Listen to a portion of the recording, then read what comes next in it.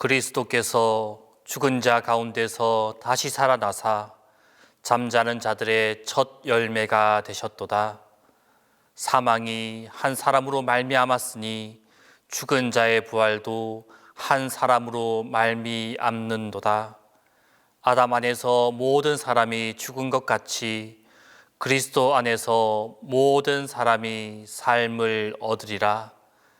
하나님은 영이시니 예배하는 자가 신령과 진정으로 예배할지니라.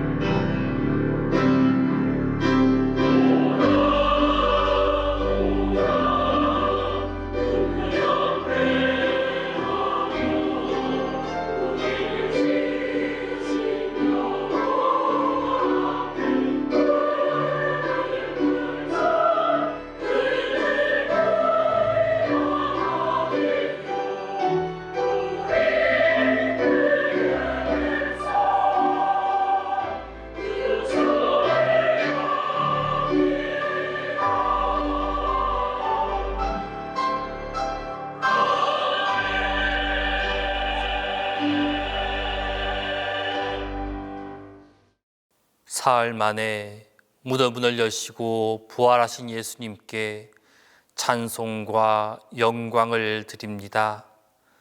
부활의 첫 열매가 되신 예수님을 경배하며 마지막 날 우리도 부활할 것을 믿으며 이 시간 삼위일체 하나님께 감격스러운 예배를 드립니다. 성삼위일체 하나님, 부활절 아침 마음과 정성을 모아드리는 이 예배를 받으시고 우리 마음에 부활의 소망과 은총으로 가득하게 해 주옵소서. 성부와 성자와 성령 성삼위 하나님께 영광이 세세 무궁토록 함께 있을지어다.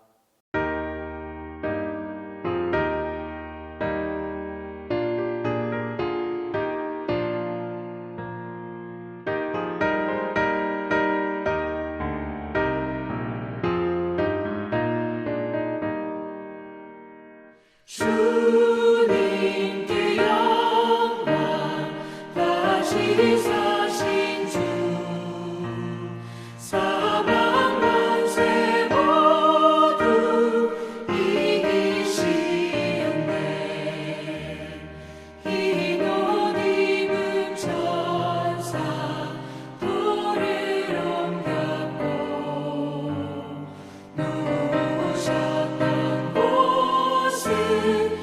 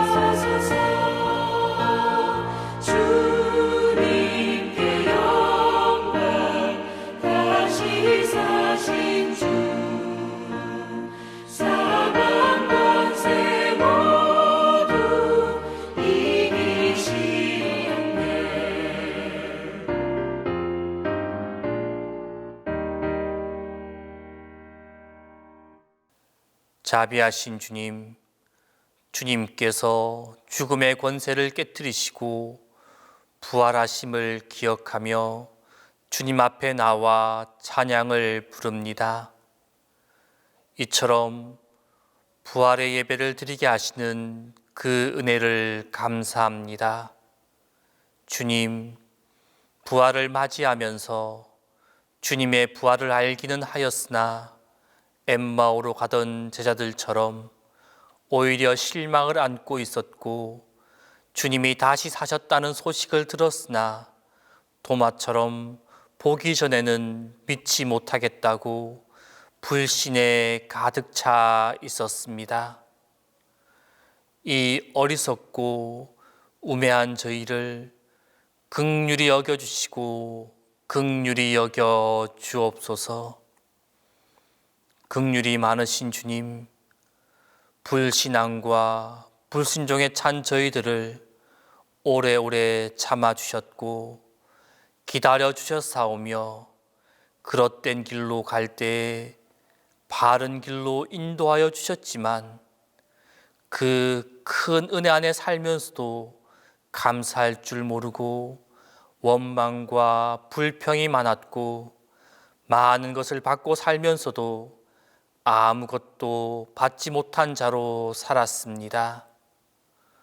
모든 원인이 나 자신에게 있건만 남을 먼저 원망하였고 내 잘못의 원인도 내게 있고 남의 잘못의 원인도 내게 있건만 항상 모든 잘못의 원인이 다른 사람에게 있는 것처럼 탓하며 원망했던 일들을 용서하여 주옵소서.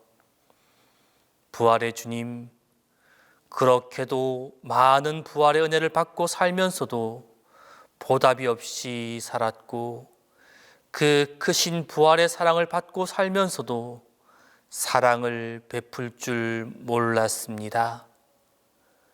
감당할 수 없을 만큼 많은 부활의 축복을 받았으면서도 아직도 이기적으로 나만 생각하며 나만을 위하여 살아온 이 죄와 악을 용서하여 주옵소서. 이제 부활의 능력과 권능으로 다시 한번 새롭게 창조하여 주옵소서. 이제는 주님과 나만이 하는 죄를 고백하며 조용히 참회 기도를 계속합니다.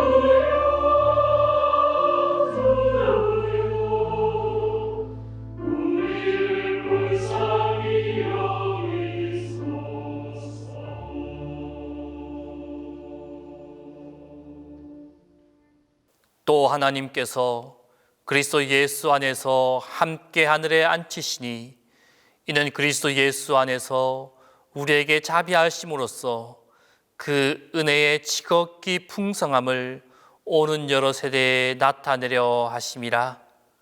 그러므로 우리 주 예수 그리스도 안에 있는 자에게 결코 정죄함이 없느니라.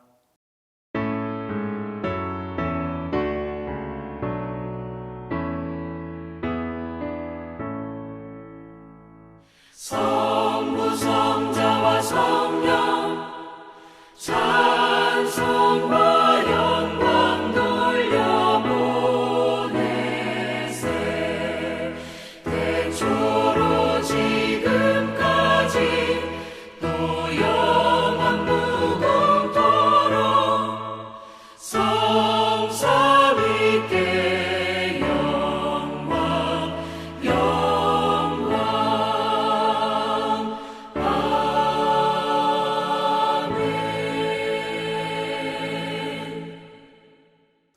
성시교독은 베드로전서 1장 3절에서 9절입니다. 성시교독은 베드로전서 1장 3절에서 9절입니다. 우리 주 예수 그리스도의 아버지 하나님을 찬송하리로다. 그의 많으신 긍휼대로 예수 그리스도를 죽은 자 가운데서 부활하게 하심으로 말미암아 우리를 거듭나게 하사 산 소망이 있게 하시며 썩지 않고 더럽지 않고 쇠하지 아니하는 유업을 잊게 하시나니 곧 너희를 위하여 하늘에 간직하신 것이라.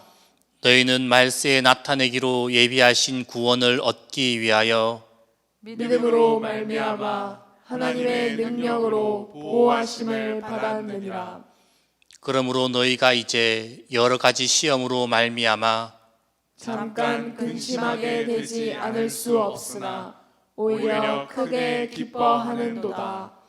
너희 믿음의 확실함은 불로 연단하여도 없어질 금보다 더 귀하여 예수 그리스도께서 나타나실 때에 칭찬과 영광과 존귀를 얻게 할 것이니라. 예수를 너희가 보지 못하였으나 사랑하는도다. 이제도 보지 못하나 믿고 말할 수 없는 영광스러운 즐거움으로 기뻐하니 믿음의 결국 곧 영혼의 구원을 받음이라.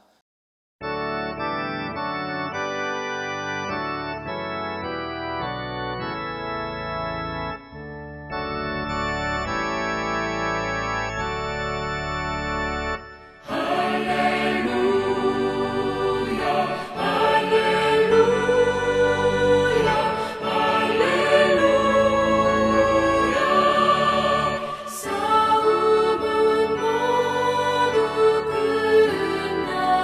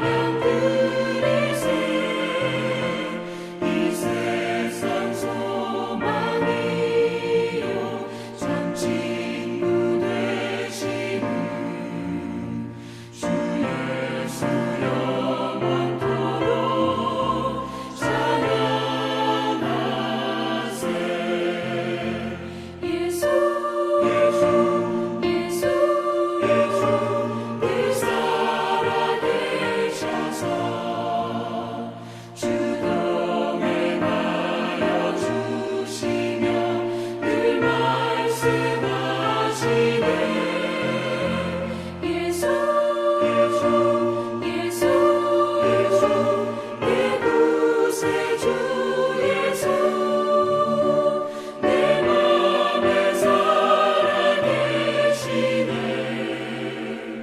늘 살아계시네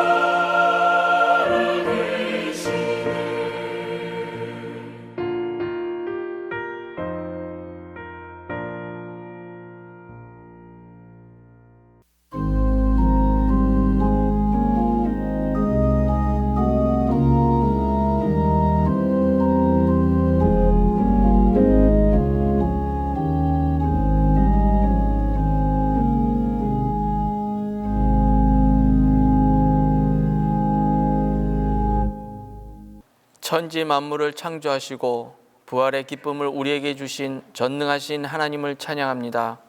주님의 크신 사랑을 인하여 감사와 찬양을 드립니다. 죽음을 이기고 부활하신 주님을 구주로 믿고 승리의 기쁨으로 지금 이 자리에서 찬양을 드리며 예배를 드릴 수 있도록 허락해 주신 주님 감사합니다. 부활의 주님, 이번 사수전과 부활절은 특별한 것 같습니다. 예수님을 섬기며 살아온 지난 날들의 일상들이 당연히 주어진 것이 아니라 기적이며 은혜임을 깨닫게 됩니다. 비록 코로나로 인해 우리의 삶이 위축되고 교회에도 마음껏 나오지 못하지만 지금도 우리의 삶 속에서 역사하심을 깨닫고 느끼며 주님이 주시는 큰 힘으로 잘 이겨내도록 도와주시옵소서. 전주는 오랜만에 교회에 다 같이 모여서 예배드리는 만남의 주일을 보냈습니다. 교회와 교인의 소중함을 느꼈던 귀한 시간을 보내게 해주셔서 감사합니다. 코로나 시대이지만 교회를 더욱 사랑하고 섬기는 동신의 자녀들이 되게 도와주시옵소서.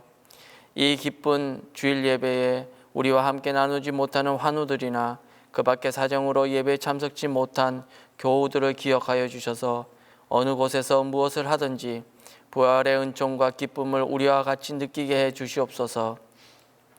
오늘 하나님의 말씀을 전할 목사님에게 크신 은혜와 힘을 주셔서 교회를 이끌어가기에 부족함이 없도록 하시고 우리에게 전해지는 말씀을 통하여 우리 모두 마음의 문을 활짝 열고 말씀을 새롭게 깨닫게 하시고 그 말씀대로 살아가기로 결단하는 은혜의 시간이 되게 하시옵소서. 할렐루야 찬양대의 찬양이 오직 하나님께 영광을 돌리는 귀한 찬양이 되게 하시고 듣는 성도들에게는 위로와 은혜가 넘치게 도와주시옵소서. 예배의 시종을 주님께 맡깁니다. 우리로 하여금 부활의 기쁨을 누리게 해주시며 부활의 소식을 널리 전파하기를 기대하시고 바라시는 예수 그리스도의 이름으로 기도드립니다. 아멘.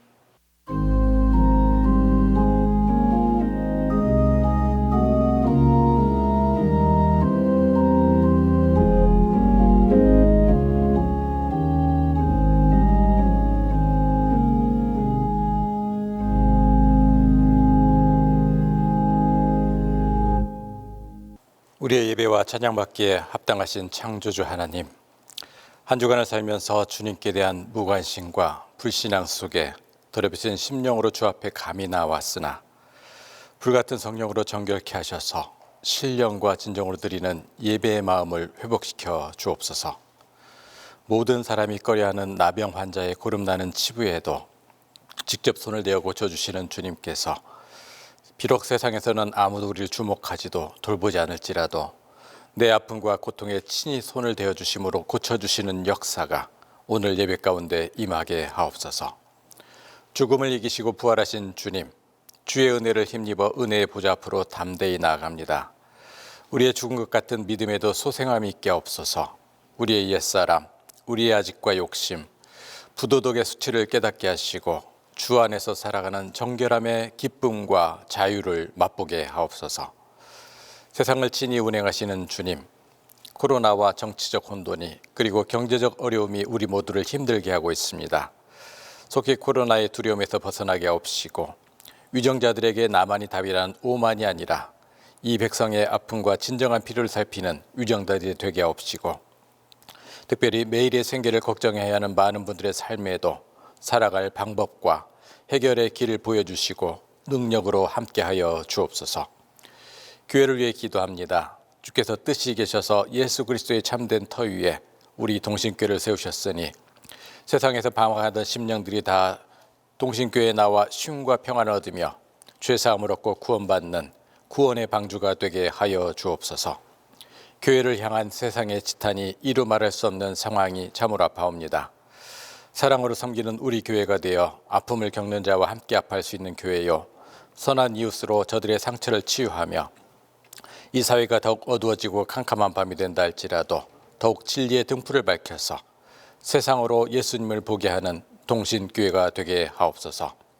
이 시간 말씀을 대언하실 담임 목사님께 영역으로 함께 하셔서 은혜의 단비가 내리게 되는 복된 시간이 되게 하여 주옵소서.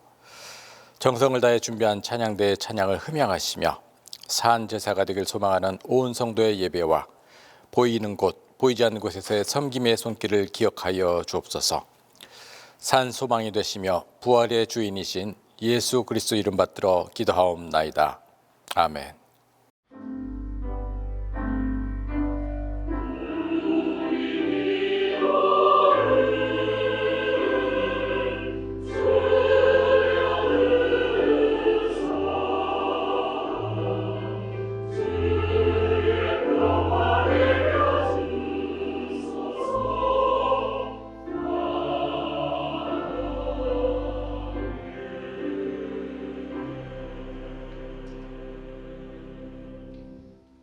말씀을 위하여 성령의 조명기도 다 함께 합니다. 생명의 하나님, 주님께서 부활하신 예수 그리스도를 통하여 새로운 생명의 빛을 주심을 감사합니다. 이제 주님의 거룩한 말씀을 열어 봉독할 때, 주님의 말씀이 선포될 때 부활하신 그리스도의 영광과 광채로 함께 하시어 우리의 마음과 영혼을 충만하게 하소서. 부활 둘째 주일에 주신 첫 번째 말씀은 마태복음 28장 9절에서 10절입니다. 신약성경 마태복음 28장 9절에서 10절입니다. 예수께서 그들을 만나 이르시되 평안하냐 하시거늘 여자들이 나아가 그 발을 붙잡고 경배하니 이에 예수께서 이르시되 무서워하지 말라. 가서 내 형제들에게 갈릴리로 가라 하라. 거기서 나를 보리라 하시니라.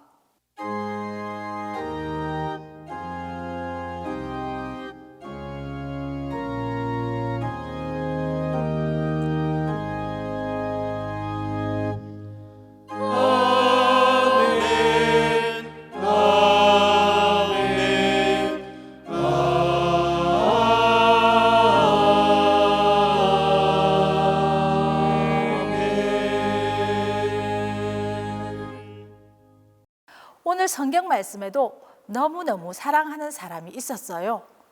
그런데 그분은 그만 십자가에 달려 죽고 말았지요. 그분은 바로 예수님이셨어요. 예수님이 죽으신 지 3일이 되는 새벽이었어요. 예수님을 사랑하는 여자들은 예수님의 몸에 기름을 바르기 위해 무덤에 갔어요. 그런데 무덤의 문은 열려 있었고 죽은 예수님이 보이지 않는 거예요. 여인들은 죽은 예수님을 누군가가 훔쳐갔는 줄 알았어요. 그때 천사가 나타났어요. 아니, 왜 살아있는 분을 여기 무덤에서 찾는 거요? 예수님은 살아나셨어요. 여인들은 천사가 전하여 준 기쁜 소식을 얼른 제자들에게 전하기 위해 막 달려가고 있었어요. 그때 예수님과 딱 마주치게 되었던 것입니다. 여인들은 살아나신 예수님을 보고 깜짝 놀라고 말았어요. 분명히 십자가에 달려 죽으신 예수님이 눈앞에 살아서 나타나셨기 때문입니다. 여자들은 예수님의 발을 붙잡고 절을 했어요. 다시 살아나신 예수님을 눈으로 직접 보고 예수님이 살아나신 기쁜 소식을 전하기 위해 달리기 시작했어요. 여인들은 세상에서 가장 기쁜 소식, 예수님이 다시 살아나셨다는 소식을 제자들에게 그리고 많은 사람들에게 전했어요. 동신교회 친구들도 항상 좋은 소식, 반가운 소식, 기쁜 소식을 전하는 친구들이 되기를 바랍니다. 우리 함께 큰 소리로 외쳐볼까요? 예수님이 다시 살아나셨어요. 예수님이 다시 살아나셨어요. 참 잘했어요. 제자들과 여인들은 다시 살아나신 예수님을 만나고 만나는 사람에게 예수님의 부활 소식을 전하게 되었어요. 동신교회 친구들, 오늘은 부활절 두 번째 주일입니다. 우리 친구들도 예수님이 다시 살아나신 것을 믿나요? 우리 친구들도 여자들처럼 예수님의 부활 소식을 아빠에게, 엄마에게, 그리고 친구들에게도 나아가 온 세상에 전하는 우리 동신교회 친구들 되기를 바랍니다. 우리 함께 기도합니다. 하나님 아버지, 감사합니다. 우리를 구원하기 위해 십자가에 죽으시고 3일 만에 다시 살아나셔서 감사해요. 이 기쁜 소식을 우리 동신교회 친구들도 많이 전할 수 있도록 도와주세요. 우리를 위해 부활하신 예수님의 이름으로 기도드립니다. 아멘.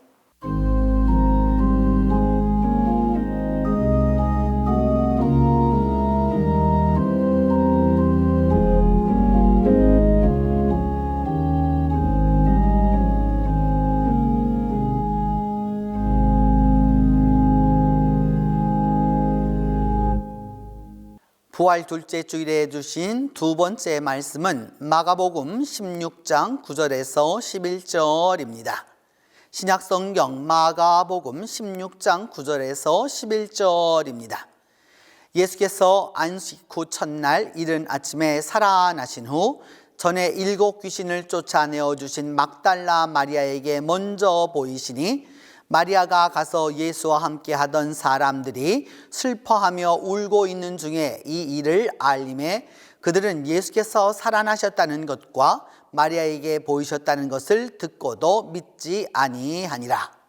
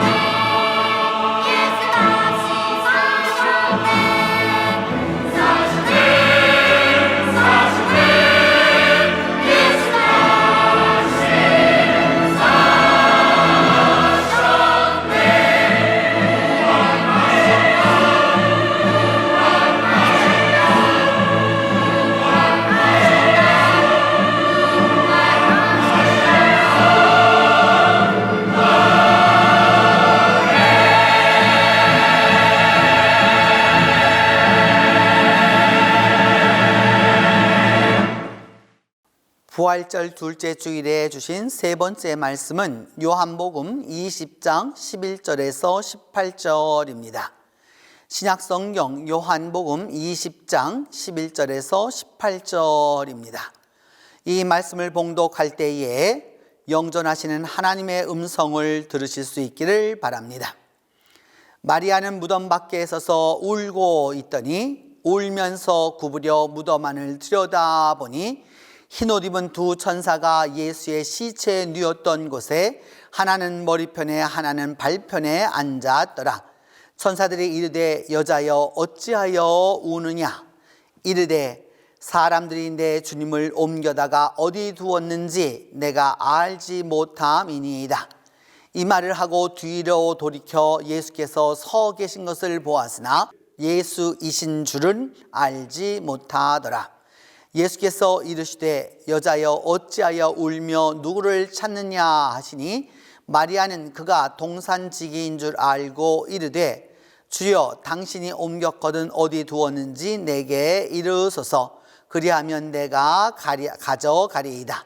예수께서 마리아야 하시거늘 마리아가 돌이켜 히브리 말로 라보니 하니 예수께서 이르시되 나를 붙들지 말라. 내가 아버지께로 올라가지 아니하였노라. 너는 내 형제들에게 가서 이르되 내가 내 아버지 곧 너희 아버지 내 하나님 곧 너희 하나님께로 올라간다 하라 하시니 막달라 마리아가 가서 제자들에게 내가 주를 보았다 하고 또 주께서 자기에게 이렇게 말씀하셨다 이르니라.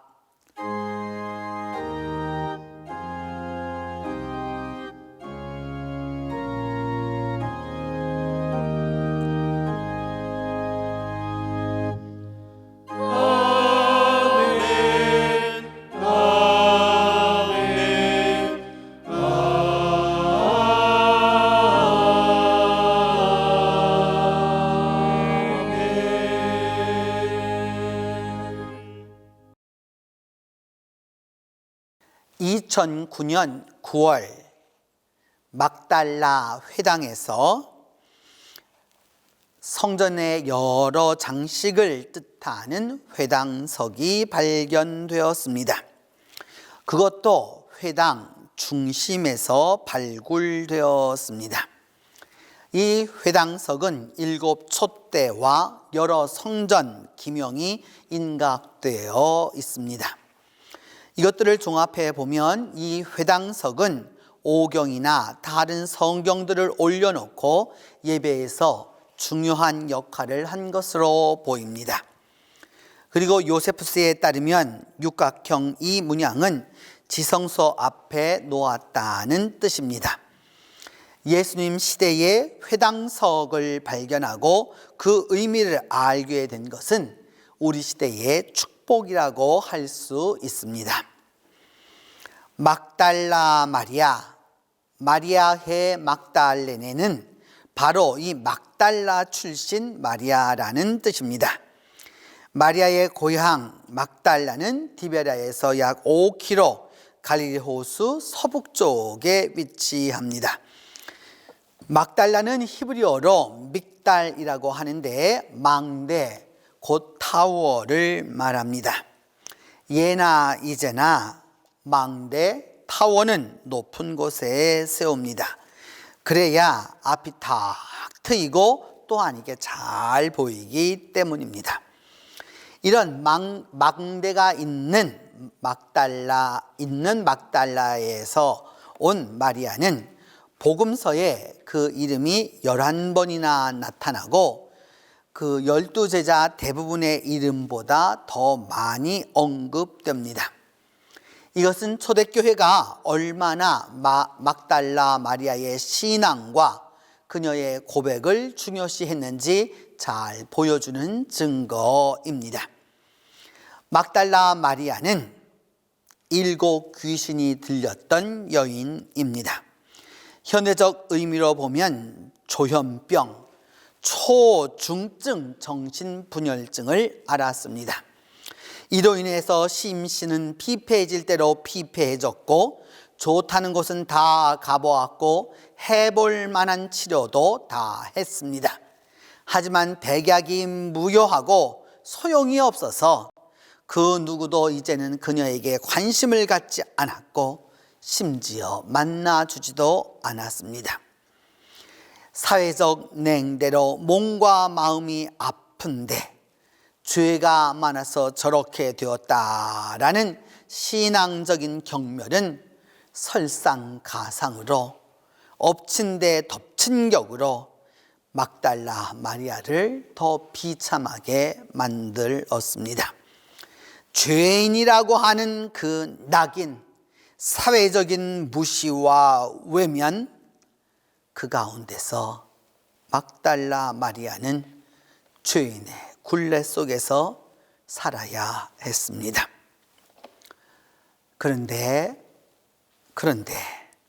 어느 날 마리아가 예수님의 복음을 들었고 예수님이 친히 귀신을 내쫓아 주셨습니다. 그리고 씻은 듯이 나았습니다. 몸이 회복되었고 정신도 온전해졌습니다. 귀신에게 사로잡혔다가 예수 그리스도를 만나 완전 새 사람이 되었습니다. 이후 막달라 마리아는 예수님이 가시는 곳마다 따라다니면서 사역을 도왔습니다. 은혜를 갖기 위하여서 그 은혜를 다 갚을 길이 없어서 예수님의 마지막, 그 지상 사역의 마지막 십자가 현장까지도 따라갔습니다. 예수님의 그 십자가의 고통과 번민과 치욕과 조롱을 똑똑히 다 눈으로 목격했습니다.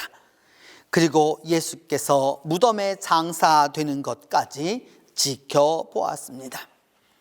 막달라 마리아는 가슴이 무너져 내리고 억장이 내려앉았지만 마리아가 할 수 있는 것은 눈물 이외에 아무것도 없었습니다.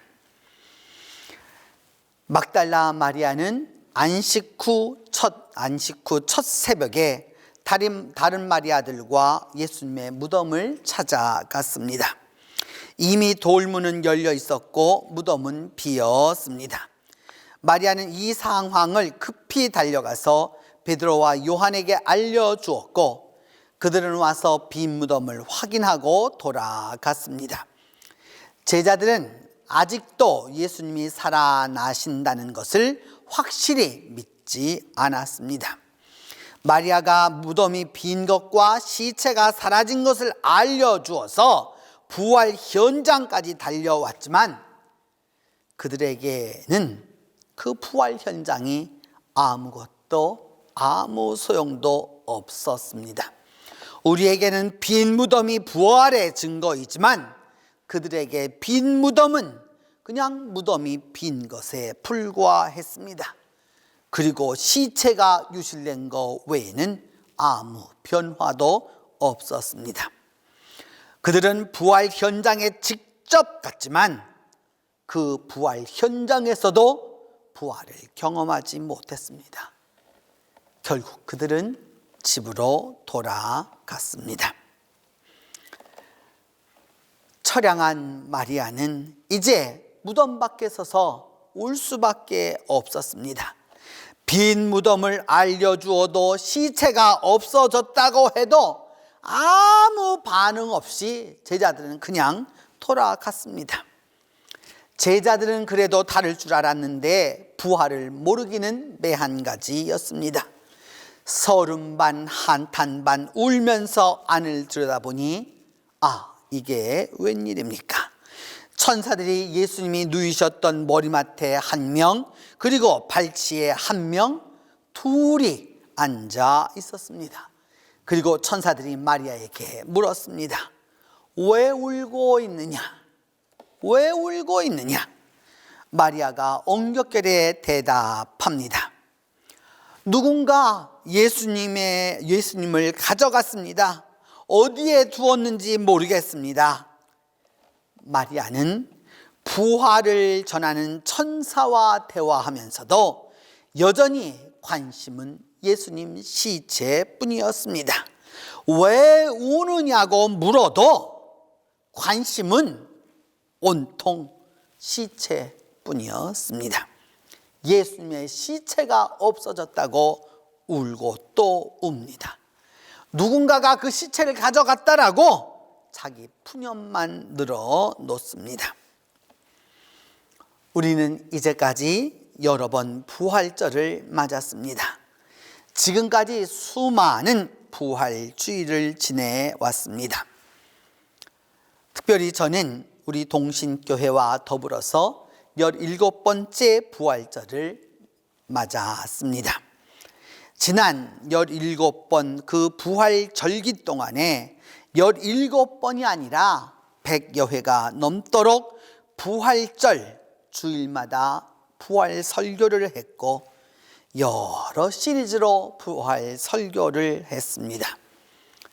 적어도 그 부활 주일 예배만 나왔어도, 적어도 그 주일 예배의 반만 나왔어도 50번이 넘도록 부활 소식을 들었을 것이고, 그 이외의 분들은 더 많은 부활 소식을 들었을 것입니다. 그런데 어떻습니까? 부활을 기뻐하고 있습니까? 아니면 아직도 울고 있습니까? 집으로 돌아가지도 못하고 빈 무덤을 떠나지도 못하면서 여전히 무덤 밖에서 무덤 안을 들여다보며 울고 있지는 않습니까? 왜 우느냐고 물으면 대답을 해야 할 터인데 예수님의 시체가 없어졌다고 그것만 말합니다. 부활을 전하는 그 천사를 보면서도 여전히 예수님의 시체의 분실만 말합니다. 어떻게 이렇게 알아듣지 못할 수가 있습니까? 어떻게 이렇게 보지 못할 수가 있습니까? 어떻게 이리 듣지 못할 수가 있습니까? 부활하여 여기 계시지 아니하니라 너희보다 먼저 갈리러 가시나니 거기서 그분을 배우리라. 왜 우느냐? 왜 우느냐고 묻습니다. 여러분, 눈이 없어서 못 보는 게 아닙니다. 믿지 않기 때문에 보이지 않는 것입니다. 귀가 어두워서 못 듣는 게 아닙니다. 믿지 않기 때문에 들리지를 않습니다. 그리고는 여전히 보이지 않는 내 관심인 시체만 내놓으라고 합니다. 우리가 이 마리아와 얼마나 다릅니까? 얼마나 차이가 있습니까? 올해도 이미 부활절이 시작되어서 부활 둘째 주일 예배를 드리고 있습니다. 부활은 이미 일어났습니다. 그리고 우리가 그 부활절 가운데에 있습니다. 그런데 아직도 우리 눈의 눈물은 무엇이며 우리 가슴 속의 슬픔은 무엇을 의미하는 것입니까? 마리아가 부활을 온전히 깨닫지 못한 채로 얼핏 뒤를 돌아보자 누군가 서 있었지만 마리아는 그분이 누구인지 모릅니다. 예수님이 거기 서 계시는데 예수님인 줄 마리아만 모릅니다. 바로 그 시점 주님이 찾아오셔서 그렇게 예수님을 몰라보는 마리아에게 자신을 나타내서 만나 주십니다. 그럼에도 불구하고 마리아는 눈앞에 보이는 그 예수님이 무덤을 지키는 경계병으로 생각합니다. 아직도 관심은 시체, 슬픔, 죽음입니다. 마침내 예수님이 입을 여십니다. 왜 우느냐? 누구를 찾느냐? 그러자 아직도 깨닫지 못하는 마리아는 자기에게 묻는 그 사람이 무덤 경계병인 줄 알고 이렇게 말합니다. 여보세요. 당신이 그분을 가져갔으면 어디에 두었는지 말씀해 주세요. 내가 모셔가겠습니다. 마리아는 주님을 뵙고도, 부활 현장에서 주님을 뵙고도 막상 주님을 알지 못합니다. 부활의 현장에서도 주님의 음성을 들으면서도 동산지기로 착각합니다. 도대체 어찌된 일입니까? 주님이 마리아에게 어떤 분이십니까? 내 그 병을 고쳐준 분 아닙니까? 사람들이 다 모멸했던, 그 귀신 들렸던 그 병을 치유해 주신 분이 아닙니까? 그분을 하루 이틀 알았습니까? 1년입니까? 2년입니까? 3년이 넘습니다. 그런데도 막상 마리아는 부활하신 주님을 알아보지 못합니다. 왜냐? 부활하신 주님을 기대하지 않았기 때문입니다. 사흘 만에 다시 살아나리라고 하는 그 말씀을 믿지 않았기 때문입니다. 지금 마리아가 있는 자리가 어디입니까? 바로 부활의 현장입니다. 부활, 최초의 부활 현장입니다. 요즘 말로 하면 부활의 인증샷 하는 장소입니다. 아직도 천사가 곁에 있습니다. 그런데도 마리아는 못 알아봅니다. 참 희한합니다. 어찌 이렇게 무딜 수가 있겠습니까? 이 정도라면 그야말로 앞을 못 보는 소경이 눈을 뜨고 말 못하는 벙어리가 말을 할 지경인데도 마리아는 주님을 알아보지 못합니다. 예수께서 마리아에게 마리아를 부르십니다. 마리아야. 그제서야 마리아야 라고 하는 그 어디서 들었던 음성, 귀에 들었던 그 익은 음성을 듣고서야 주님을 알아봅니다. 주님이시구나 라고 하는 것을 가슴으로 느끼는 거죠. 이 시점이 아주 중요합니다. 마리아가 시체를 찾기 위해서 울고 있었던 그 우는 마리아에서 부활의 증언자로 바뀌는 순간이기 때문입니다. 부활 소식이 부활 인증이 되고 부활 신앙을 전하는 사람이 되기 때문입니다. 슬픔이 기쁨이 되고 죽음이 부활이 되는 아주 역사적 순간, 신앙의 모멘텀이 바로 이 순간입니다. 여러분, 마리아야, 마리아야, 주님의 음성이 들리지 않습니까? 주님의 음성이 내 귀에 들리지 않습니까? 부활하신 주님의 음성이 곁에 들리지 않습니까? 생생한 주님의 음성이 들려오지 않습니까?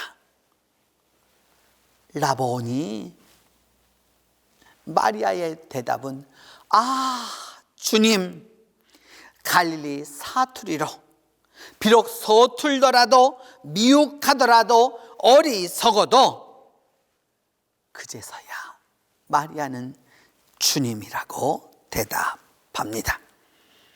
그때 그 주님이라고 대답하면서 예수님을 만지려 하자 예수께서 말씀하십니다.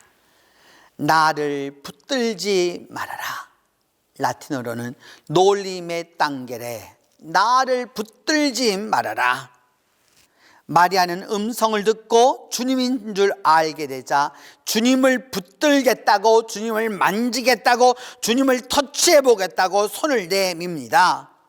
그러자 주님은 나를 더 이상 만지지 말아라. No more touch me, please. 놀림의 땅게레. 부활 현장에서조차도 부활을 인식하지 못하는 그 손으로 나를 만지려 하지 말아라. 부활을 확실히 믿지 않는 그 손으로 나를 터치하려고 하지 말아라. 부활을 체험하지 못하는 손으로 나를 만지지 말아라 라고 말씀하십니다.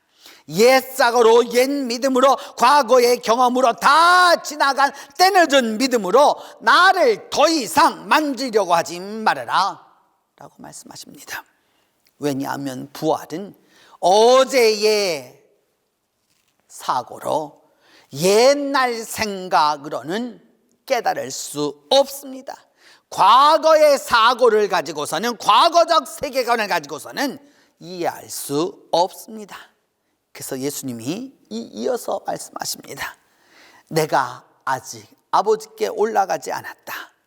너는 이제 내 형제들에게 가서, 제자들에게 가서 말하기를 내가 내 아버지, 곧 너희의 아버지, 내 하나님, 곧 너희 하나님께로 올라간다라고 전하여라 라고 말씀하셨습니다. 이 말씀에 마리아는 곧 달려가서 제자들에게 말합니다. I have seen the Lord. 해 오라카 돈 큐리온. 내가 주님을 보았습니다. 내가 주님을 보았습니다. 내가 주님을 만났습니다. 내가 주님 음성을 들었습니다. 주께서 곧 하늘로 올라가실 것입니다 라고 부활을 증언합니다. 이 부활 증언이 믿음을 믿음되게 하고 교회를 교회되게 만들었습니다. 마리아의 이 부활 신앙이 오늘도 부활 신앙이 되어서 우리의 믿음을 믿음되게 하고 우리의 신앙을 신앙되게 만듭니다. 우리에게 아직도 무덤적 요소가 남아 있습니다. 공부, 진학, 취업, 가정, 자녀, 친구, 물질, 관계 너무도 많습니다. 하지만 해결은 하나입니다. 백문일답입니다. 100가지 문제의 대답은 하나입니다. 모든 것의 해결은 오직 하나, 바로 부활입니다. 예수의 부활을 믿을진데 문제가 될 것이 어디에 있습니까? 예수의 부활 앞에 난관이 어디에 있습니까? 부활하신 예수님이 이 모든 문제를 해결해 주실 것입니다. 성도 여러분, 예수님은 부활 현장에 우리 모두를 찾아오십니다. 그리고 우리 각자의 이름을 다 부르십니다. 우리 모두가 부활 신앙으로 승리하기를 원하시기 때문입니다. 그리고 갈릴리에서 우리를 다시 만나기를 원하십니다. 옛 것은 버리고 새로운 눈으로, 새로운 입으로, 새로운 귀로 내가 주님을 보았다라고 증언하면서 이제부터 새롭게 부활로 승리하길 주님은 기대하고 계십니다. 기도하겠습니다. 주님, 부활 현장에서도 막달라 마리아처럼 예수의 시체만을 찾았던 저희의 어리석음을 용서하여 주시고 이제 부활 두째 주일을 맞이하는 저희들 모두에게 부활하신 주님만이 모든 문제의 해결이심을 기억하게 하여 주시고 부활하신 주님과 함께 새롭게 승리하는 삶을 살게 하여 주시옵소서. 우리 주 예수 그리스도의 이름으로 기도하옵나이다. 사도신경으로 우리의 신앙을 고백합니다. 나는 전능하신 아버지 하나님 천지의 창조주를 믿습니다. 나는 그의 유일하신 아들 우리 주 예수 그리스도를 믿습니다. 그는 성령으로 잉태되어 동정녀 마리아에게서 나시고 본디오 빌라도에게 고난을 받아 십자가에 못 박혀 죽으시고 장사된 지 사흘 만에 죽은 자 가운데서 다시 살아나셨으며 하늘에 오르시어 전능하신 아버지 하나님 우편에 앉아 계시다가 거기로부터 살아있는 자와 죽은 자를 심판하러 오십니다. 나는 성령을 믿으며 거룩한 공교회와 성도의 교제와 죄를 용서받는 것과 몸의 부활과 영생을 믿습니다.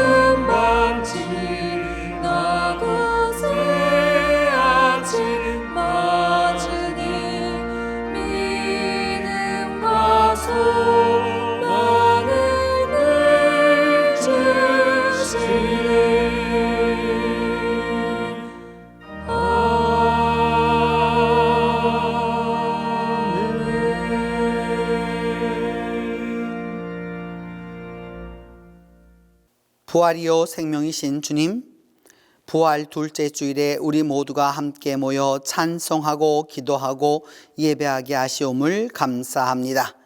만물이 소생하는 이 계절에 이 시간 부활의 감격으로 주님 앞에 예물을 봉헌하오니 주님 기뻐 받아 주시옵소서.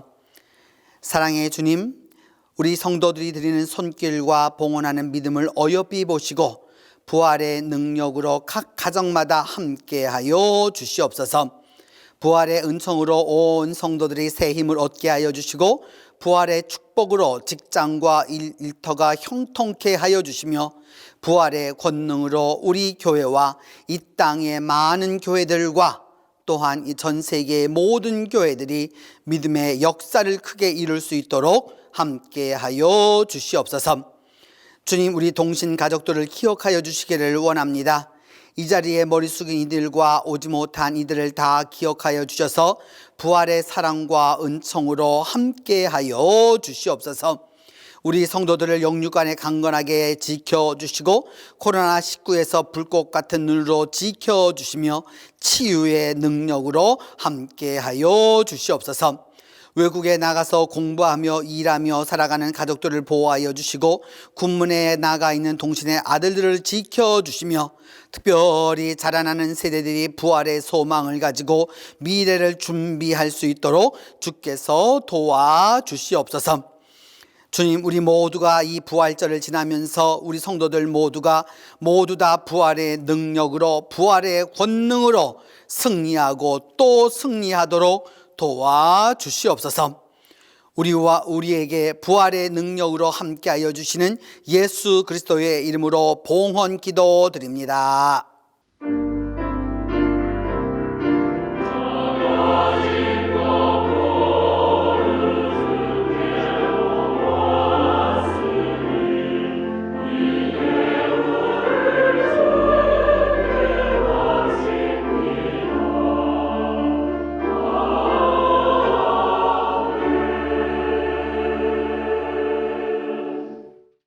오늘 예배에 참석하신 모든 분들을 환영하면서 우리 각자 다 함께 인사하도록 하겠습니다. 오늘 인사는 주님 부활하셨어요 입니다. 함께 같이 인사하겠습니다. 주님 부활하셨어요. 주님 부활하셨어요. 주님 부활하셨어요. 부활절 기도 여행이라고 하는 6주간 동안 우리가 앞으로 하게 될 것인데 여러분, 그러니까 그 새벽 기도 시간에 하실 분들은 새벽 기도 시간에 하셔도 좋겠고요. 또 그리고 평상시에 또 그 새벽이 어려우신 분들은 또 다른 시간에 하실 수 있도록 이렇게 총 6주 동안에 24회에 걸쳐서 우리가 함께 같이 기도하려고 합니다. 그 어느 때보다도 기도가 필요한 시대가 되었고 어느 때보다도 기도의 능력을 경험할 수 있는 때입니다. 그래서 이 부활절 기도 여행에 참여하고자 하시는 분들은 함께 해 주셔서 우리 같이 기도하면 좋겠습니다. 그리고 이번 수요일부터 4월 14일 요한사도의 부활 여행이 시작됩니다. 요한복음 20장 11절로 18절까지 나를 붙들지 말아라 라고 하는 그 주님의 말씀을 타이틀로 해서 함께 하도록 하겠습니다. 사랑의 빵은 오늘까지로 마감하도록 하겠습니다. 그리고 이번 사랑의 빵은 북한 동포들에게 전달하도록 하겠습니다. 192회 부산노회가 요번에 열리게 되는데 이 코로나 시대이기 때문에 장소는 그 5군데에 걸쳐서 열리게 되고 우리는 서부시찰에 속하여서 그 항서교회에서 모이도록 하겠고 이번에는 특별히 우리 교회에서 이제까지 그 수고해 오신 아주 그 김요준 전도사님께서 목사 안수식을 하시게 되었습니다. 그래서 여러분 아주 많이 축하해 주시고 기뻐해 주시기를 바라는데 그 코로나 이것 때문에 그 모든 사람을 다 초청할 수가 없습니다. 그래서 초청할 수 있는 분을 그래서 그 할 수 있도록 그 4분 정도 가시게 될 수 있을 것 같은데요. 우리가 보면 4분에 5분 정도 가실 수 있을 것 같은데 가실 분들은 그 교역자들에게 알려주시기를 바랍니다. 그리고 이제 이번 그 화요일부터 시작되어서 그 복지 특강이 있습니다. 우리 교회가 앞으로 계속해서 이제 운영하게 될 청십자 복지회의 사업 운영과 또 복지에 대한 일반적인 이해를 이어서 부산장신대학교의 사회복지학 교수로 계시는 심석순 교수님의 강의로 우리가 6번에 걸쳐서 이 복지 특강을 하도록 하겠습니다.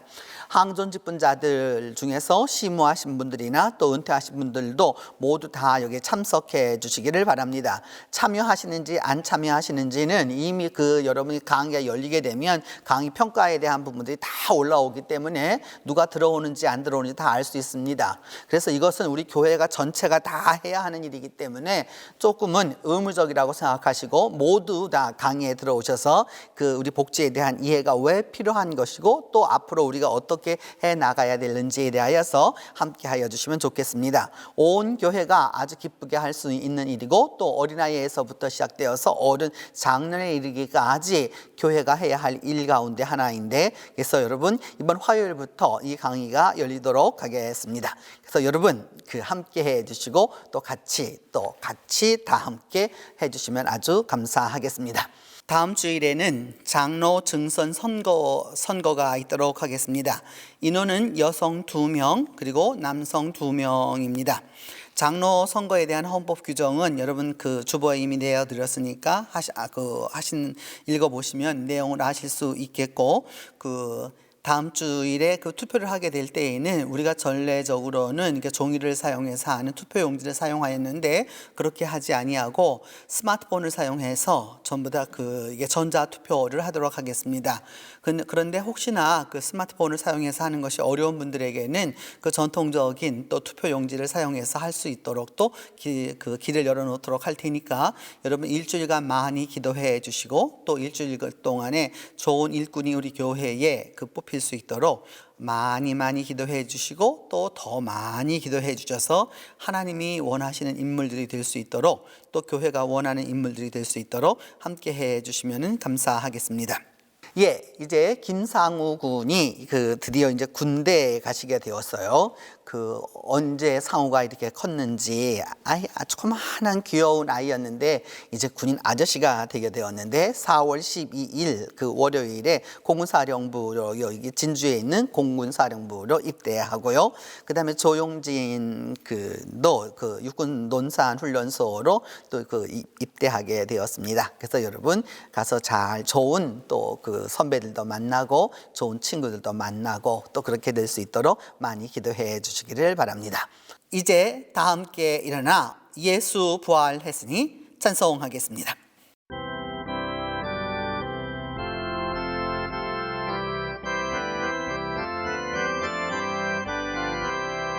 예수 부활했으니